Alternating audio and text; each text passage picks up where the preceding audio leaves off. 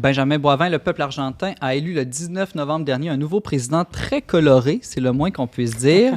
Javier Milei, qui se qualifie lui-même d'anarcho-capitaliste, a réussi à déloger avec une large avance ses rivaux des deux grands partis traditionnels. Benjamin, d'abord, qui est Javier Milei, puis qu'est-ce qui explique là, le résultat de cette élection? Peut-être étonnant de notre point de vue à nous, en tout cas au Canada. Oui, Javier Milei, c'est un économiste argentin, donc qui a enseigné l'économie pendant plusieurs années. C'est effectivement quelqu'un qui se présente comme un libertarien ou un anarcho-capitaliste, en tout cas quelqu'un qui a une vision vraiment minimale de l'État. Et puis, c'est vraiment pas une tradition politique qui est commune en Argentine, là. L'Argentine a deux grands partis qui se présentent d'une élection à l'autre sous différents noms dans des contextes de coalition assez complexe à plusieurs partis. Mais c'est des partis qui, de manière générale, sont plutôt au centre. L'un des deux, c'est le parti issu de la tradition péroniste du nom de Juan Perón, qui est un politicien argentin du 20e siècle qui a eu une immense influence. Et donc, jusqu'à tout récemment, c'est ce parti-là qui était au pouvoir.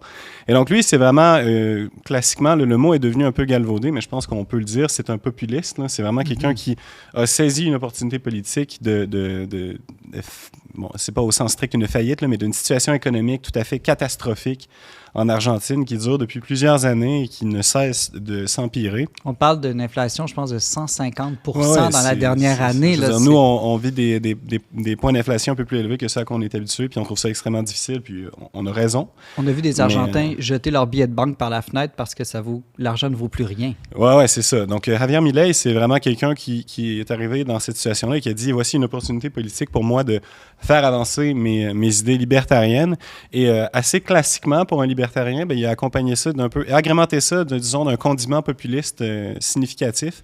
Il accuse un peu tout le monde d'être corrompu ou d'être un ci ou un ça. Il y a eu, notamment à l'égard du pape François, qui est probablement l'Argentin le plus célèbre du monde, des propos très durs. Là. Il l'a comparé à Satan, pas moins que ça. Ah. Et donc, il a fait campagne électorale. Et dans un pays où la confiance avec les gouvernants est vraiment rompue de manière assez grave depuis plusieurs décennies maintenant, mais vraiment dans les dernières années, ça s'est gravement empiré. Il a réussi à gagner une majorité très importante, le plus de 55% des voix dans un deuxième tour d'élection présidentielle. C'est une des plus grandes majorités de l'histoire politique de l'Argentine récemment. Mais s'il a traité le pape François de Satan, est-ce que ça veut dire que lui est croyant? Écoutez, les positions de Javier Milei sont quand même un peu difficiles à cerner, là. Comme on a dit, il est libertarien et donc sur la plupart des enjeux, il voudrait voir l'État abolir les principales institutions. En même temps, il est pro-vie, il est contre l'euthanasie. D'ailleurs, il promet la tenue d'un référendum pour abolir une loi récente qui a libéralisé l'accès à l'avortement en Argentine. Donc, c'est une position qui est traditionnellement associée au milieu plus conservateur catholique d'Argentine et d'ailleurs. Pas très favorable au mariage gay non plus, ce que j'ai lu. Non, mais vraiment, c'est les enjeux sur lesquels il a vraiment le plus choisi de se commettre, c'est les enjeux relatifs à l'euthanasie et l'avortement.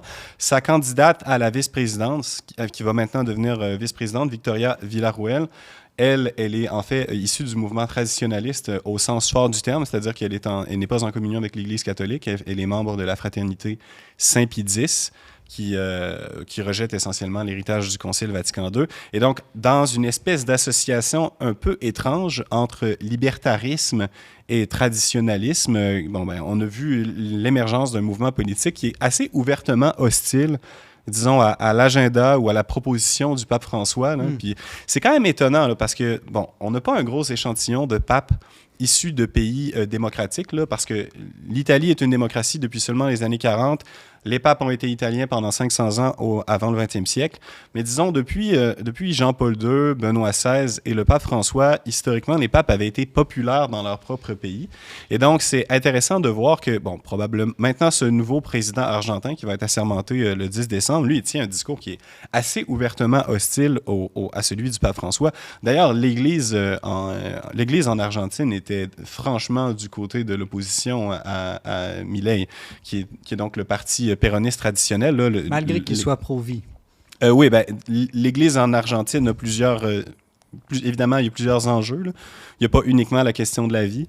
Le clergé argentin est évidemment contre l'avortement, mais par ailleurs, pour une diversité d'autres raisons, l'Église s'est opposée à Milei, qui finalement a réussi à gagner. Mais le pape François a quand même choisi d'appeler Javier Milei. Je pense que ça s'est produit mercredi. Okay. Et donc, ils se sont parlé au téléphone. Apparemment, ça a été une conversation cordiale. Là. évidemment, dans ce genre de situation-là, les gens font pas exprès pour se lancer des insultes, mais Le le pape pape a François... prévu un éventuel voyage en Argentine, je pense, l'année prochaine. Oui, tout à fait. On sait que le pape François est argentin, qui est pape depuis 2013. Il n'est jamais retourné en Argentine depuis. Il a été dans plusieurs pays sud-américains, mais jamais en Argentine. Pour prendre un café chez sa sœur. Oui, c'est ça. Et donc, et là, il a décidé qu'il allait finalement y aller en 2024. C'était prévu avant la tenue des élections et il était supposé y aller de toute façon, peu importe le résultat. Mais évidemment, c'est le candidat le plus hostile à son projet qui a gagné. Mais semble-t-il qu'il a, Milei, renouvelé l'invitation dans le contexte de cet appel téléphonique et qu'il a montré un certain respect. D'ailleurs, Milei s'est excusé dans une certaine mesure là, de certains des propos les plus durs qu'il a tenus à l'égard du pape François, et ce publiquement. Donc, on a peut-être l'impression d'assister à une espèce de recentrement, là, maintenant qu'il se trouve à gouverner une société qui est malgré tout... Il y a moins besoin de coups d'éclat dans les médias. Et c'est ça, il gouverne malgré tout une société qui est en grande majorité catholique, au moins culturellement. Je me demandais en t'écoutant, là, cette idée libertarienne de diminuer le plus possible l'importance de l'État, dans quelle mesure ce serait compatible avec la doctrine sociale catholique? Bien, ce l'est dans une certaine mesure, parce que la doctrine sociale de l'Église a fait la promotion d'un principe important qui s'appelle le principe de subsidiarité, suivant lequel les décisions qui concernent le bien d'une certaine communauté devraient être prises au niveau de responsabilité le plus bas où on est capable de le faire. Donc, dans une famille, ce que la famille est capable de décider doit être décidé dans la famille et non dehors, et ainsi de suite. Donc, spontanément, la doctrine sociale de l'Église favorise une certaine décentralisation. Mais d'un autre côté, elle favorise également le principe de solidarité qui nécessite, disons, une action commune concernée de toutes les parties de la société. Principe de solidarité qui n'est pas reconnu d'aucune manière à l'intérieur de la doctrine libertarienne, qui vraiment très individualiste, conçoit la société, même pas comme un assemblage de familles, mais vraiment comme un alignement d'individus seuls devant l'État. Benjamin Boivin, directeur de publication au magazine Le Verbe, merci beaucoup pour cette analyse. Ça fait plaisir.